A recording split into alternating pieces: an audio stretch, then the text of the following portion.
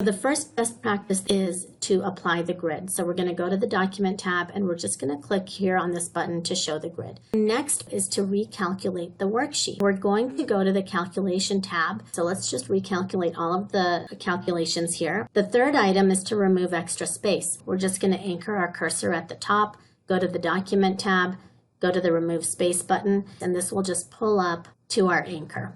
We have this plot, adjust plot sizes, and create chart components where needed. And then we'll apply all of the formatting options that we want to apply to recreate the plot on the left. Check, resolve, and clear annotations. We've gone through the annotations. We're going to go through the Input/Output tab, and we're going to clear them. Clear all of those red lines out of this worksheet. Finally, we're going to create our prime headers and footers. We're going to go to the Document tab, activate the header space, get rid of this header, and just apply our own header. And then we can format that